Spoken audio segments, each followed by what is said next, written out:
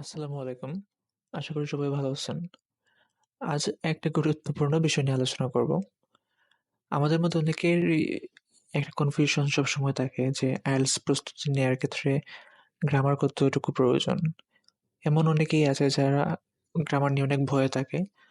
তারা মনে করে যে গ্রামারই মনে হয় IELTS এর সব। গ্রামার না পারলে IELTS করা যাবে না।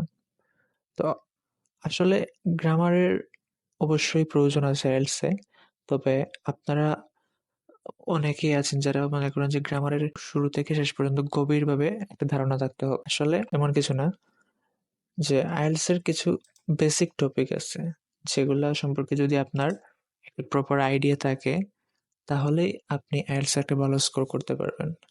IELTS এ ভালো স্কোর করার জন্য গ্রামারের সম্পূর্ণ গভীর আইডিয়া থাকা প্রয়োজন নেই। আপনার কিছু গুরুত্বপূর্ণ টপিকের বেসিক ধারণা থাকলেই যথেষ্ট। তো আজকে আমরা দেখব যে IELTS এর জন্য গুরুত্বপূর্ণ কি টপিক আছে এবং আপনারা কোনগুলো দিয়ে শুরু করবেন এবং ৪৫ দিনের একটা প্ল্যানে কিভাবে আপনারা গ্রামারটাকে আয়ত্তে আনবেন। তো শুরু করা যাক। সর্বপ্রথম একটা বিষয় হচ্ছে যে আমরা আমাদের স্কুল লাইফে যেভাবে গ্রামারটা শিখেছি, আমরা রুলস মুখস্থ করেছি, দেন জাস্ট পরীক্ষায় পাস করার জন্য গ্রামারটাকে পড়ছি। IELTS এর ক্ষেত্রে যদি আপনি গ্রামারটাকে শিখতে চান তাহলে এভাবে স্কুল লাইফের মতো শত শত রুলস মুখস্থ করে শেখার কোনো প্রয়োজন নেই।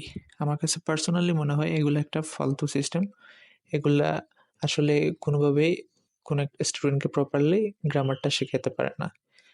আচ্ছা, এর বিপরীতে আপনারা কি করতে পারেন? আপনারা শুধু যে গ্রামার টপিকটা আছে, এটা সম্পর্কে একটা বেসিক আইডিয়া নেবেন। নেয়ার পর এইটা কিভাবে আমরা প্রয়োগ করব, জাস্ট এতটুকুই যদি আপনারা জানতে পারেন তাহলেই হবে। শুধু গ্রামারের টপিকটার বেসিক আইডিয়া নিবেন, তারপর এর প্রয়োগটা দেখবেন, শেষ। সিম্পলি আপনারা এটা শিখতে পারবেন। যেকোনো গ্রামারের টপিকই হোক না কেন। রুলস মুখস্থ করে এরকম সময় নষ্ট করে লাভ নেই। এখন এতটুকু সময় নাই যে আপনি রুলস মুখস্থ করবেন। আপনি IELTS এর প্রিপারেশন যদি ৩ মাস নেন, এর মধ্যে আপনি ১ম ১ মাসের ভিতরেই আপনাকে গ্রামারের সবগুলো গুরুত্বপূর্ণ টপিকের মোটামুটি একটা বেসিক আইডিয়া নিয়ে নিতে হবে। কারণ এরপর আপনারা যখন IELTS এর ফুল মডিউলগুলো প্র্যাকটিস করবেন তখন সবসময় আপনাদের এই টপিকগুলা প্রয়োজন পড়বে। দেখে নেওয়া যাক যে IELTS এর জন্য গুরুত্বপূর্ণ গ্রামার টপিকগুলো কোনগুলা। তো এখানে কিছু টপিক দিছি যেগুলা আপনার IELTS প্রস্তুতির জন্য এনাফ। আপনাকে স সবগুলা পড়তে হবে না। গ্রামারের শেষ নেই। গ্রামার অনেক, অনেক আইটেম আছে যেগুলো আপনি শিখতে, শিখতে কখনো শেষ করতে পারবেন না। তো আমাদের IELTS এর জন্য যে প্রয়োজনীয় যে টপিকগুলো আছে এগুলো সর্বপ্রথম হচ্ছে টেন্স। টেন্সটা খুব বেশি গুরুত্বপূর্ণ। আপনাকে টেন্সের সম্পর্কে ভালোভাবে আইডিয়া থাকতে হবে। টেন্সের পাস্ট, প্রেজেন্ট, ফিউচার আপনাকে ভালোভাবে শিখতে হবে।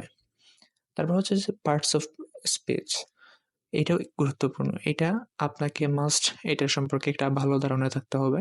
পার্টস অফ স্পিচ আমরা জানি অনেক ধরনের আছে। এর মধ্যে আপনার IELTS এর জন্য noun, pronoun, verb, adverb, adjective, preposition, article, conjunction এইগুলা আপনাকে ভালোভাবে একটা বেসিক আইডিয়া নিয়ে নিতে হবে। তারপর হচ্ছে যে সেন্টেন্স স্ট্রাকচার। সেন্টেন্স স্ট্রাকচার আসলে সিম্পল, কমপ্লেক্স, কম্পাউন্ড এগুলো খুব বেশি ইম্পর্টেন্ট। কারণ আপনি যখন রাইটিং লিখবেন স্পেশালি আপনাকে তখন কমপ্লেক্স সেন্টেন্সটা ইউজ করতে হবে ভালো একটা স্কোর তোলার জন্য। তাই আপনার সেন্টেন্স স্ট্রাকচারটাকে ভালোভাবে আয়ত্তে আনতে হবে। তারপর আসে কন্ডিশনালস। কন্ডিশনালসের মধ্যে zero conditional, first conditional, second conditional, third conditional এগুলো সম্পর্কে একটা বেসিক আইডিয়া নেবেন। তারপর হচ্ছে এগুলোর প্রয়োগ দেখবেন। তারপর আসে যে মডেলস। এখানে মডেলস হচ্ছে যে can, could, may, might, should, must. আপনাকে জানতে হবে এগুলা কি এবং এগুলা কেন ইউজ করা হয়, কোথায় ইউজ করা হয়, এগুলো সম্পর্কে একটা বেসিক আইডিয়া নেবেন। তারপর আসে যে কম্পারেটিভস অ্যান্ড সুপারলেটিভস। তারপর হচ্ছে ওয়ার্ড ফ্রম, মানে কোন ওয়ার্ডটা কি, এটা কি নাউন নাকি এটা ভার্ব। নাউন হলে এটার ফর্ম কিভাবে হবে, ভার্ব হলে কিভাবে হবে, অ্যাডজেক্টিভ হলে কিভাবে, এইটা। এবং ইডিওমেটিক এক্সপ্রেশন, আপনাকে কিছু ইডিওমও ইউজ করা লাগতে পারে যখন আপনি স্পিকিং মডিউলে স্পেশালি। তাই আপনার ইডিওমেটিক এক্সপ্রেশনটা যদি আপনি একটা ধারণা নিয়ে নিতে পারেন তখন আপনার স্পিকিংয়ের জন্য কাজে লাগবে। এরপর আসছে যে relative close, punctuations, gerund, infinitive, linking words, be verb, passive voice. এগুলা আপনাকে ভালোভাবে একটা বেসিক আইডিয়া নিয়ে এর প্রয়োগ সম্পর্কে দেখতে হবে। তারপর হচ্ছে যে আপনারা কিভাবে কোনটা দিয়ে শুরু করবেন। আপনারা সর্বপ্রথম verb গুলো আগে পড়বেন। am, is, are, was, were এইগুলা কোন সময় কোথায় ইউজ করতে হয়। তারপর হচ্ছে আপনি টেন্সটাকে ভালোভাবে পড়বেন। তারপর হচ্ছে ভয়েসের যে আমরা যেভাবে স্কুল লাইফে পড়ছি যে অ্যাক্টিভ থেকে প্যাসিভ কনভার্ট, প্যাসিভ থেকে অ্যাক্টিভ কনভার্ট, এগুলো আসলে শিখতে হবে না। আপনাকে শুধুমাত্র অ্যাক্টিভ ও প্যাসিভের বাক্য গঠনটা বুঝতে হবে এবং এগুলো সম্পর্কে একটা বেসিক আইডিয়া নিতে হবে। এত ডিপ যার প্রয়োজন নেই। তারপর আসছে যে article, preposition, punctuation, infinitive, gerund, linking word, এগুলো ছাড়া আসলে বাক্য সঠিকভাবে লেখা সম্ভব হয় না। তাই আপনার এগুলো সম্পর্কে একটা আইডিয়া থাকা উচিত। এগুলো সম্পর্কে আপনি একটু বেসিক আইডিয়া নেবেন ভালোভাবে। প্রিপোজিশনের অনেক রুলস আছে। আপনি প্রিপোজিশনের সম্পর্কে এত গভীর ধারণা আপনার প্রয়োজন নেই আইএলটিএস এর ক্ষেত্রে।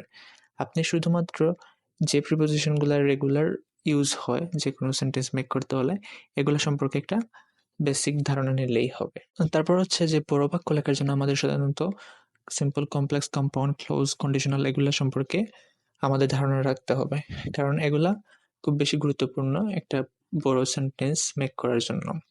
তারপর হচ্ছে যে কিছু লিঙ্কিং ওয়ার্ডস আপনার অনেক সময় প্রয়োজন হয়, স্পেশালি রাইটিং ও স্পিকিং মডিউলে। তাই আপনার লিঙ্কিং ওয়ার্ডসটা আপনাকে শিখতে হবে বা আইডিয়া নিয়ে রাখতে হবে। তারপর হচ্ছে আপনারা গ্রামারের জন্য এই টপিকগুলো কোথা থেকে পড়তে পারেন। আসলে গ্রামারের অনেক বই আছে, তবে আপনি যদি সিম্পলি পড়তে চান ইজিলি, তাহলে আপনার এই 3টা বই ফলো করতে পারেন। Essential grammar in use, Raymond Murphy, এবং কমন মিস্টেক্স আছে যেটা কেমব্রিজের, যেখানে স্টুডেন্টরা কি ভুল করে থাকে সেগুলো তুলে ধরা হয়েছে এবং এগুলা কিভাবে সঠিকভাবে লেখা হয় তা তুলে ধরা হয়েছে।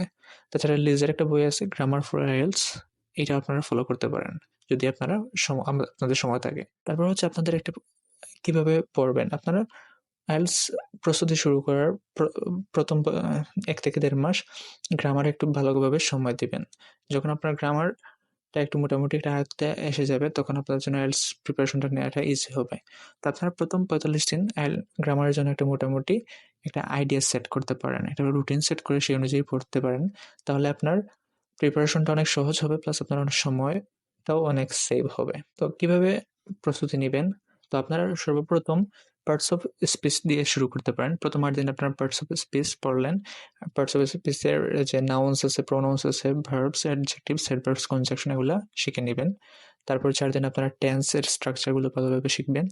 তারপর 2 দিন বি ভার্ব, তারপর 2 দিন আর্টিকেল, এরপর 4 দিন প্রিপোজিশন, এরপরে 3 দিন জিরান্ড ও ইনফিনিটিভ, এগুলো একটা বেসিক আইডিয়া নিয়ে নেবেন ভালোভাবে প্রয়োগ সহ।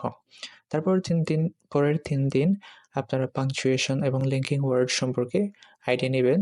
তারপর হচ্ছে 3 দিন ভয়েসটা আপনার শুধু প্যাসিভটা শিখলেই হবে। তারপরের 6 দিন হচ্ছে যে সেন্টেন্সের স্ট্রাকচার, কিভাবে সিম্পল সেন্টেন্স মেক করতে হয়, কিভাবে কমপ্লেক্স মেক করতে হয়, কিভাবে কম্পাউন্ড মেক করতে হয়, এইটা ভালোভাবে একটা আয়ত্তে নেবেন। তারপর হচ্ছে 3 দিন কন্ডিশনাল, আপনাকে কন্ডিশনাল সম্পর্কে একটা আইডিয়া নিয়ে নিতে হবে পরের 3 দিনে। তারপর 4 দিন আপনারা মডেলস, কম্পারেটিভস অ্যান্ড সুপারলেটিভস, ক্লোজ সম্পর্কে একটা আইডিয়া নিয়ে নেবেন ভালোভাবে। তারপরের 3 দিন আপনারা ওয়ার্ড ফর্ম এবং ইডিওমেটিক এক্সপ্রেশন এগুলো সম্পর্কে একটা ভালো আইডিয়া নিয়ে নিতে পারেন।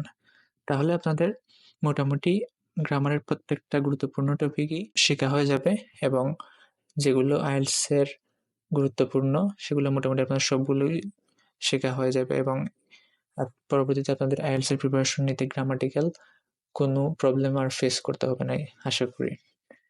আপনারা যদি 45 দিনের মতো একটা রুটিন সেট করে প্রতিদিন 1 থেকে 2 ঘন্টা সময় দেন, ইনশাল্লাহ 45 দিনে ভালো একটা লেভেলে যেতে পারবেন, যা আপনার আইএলটিএস প্রস্তুতির জন্য যথেষ্ট হবে।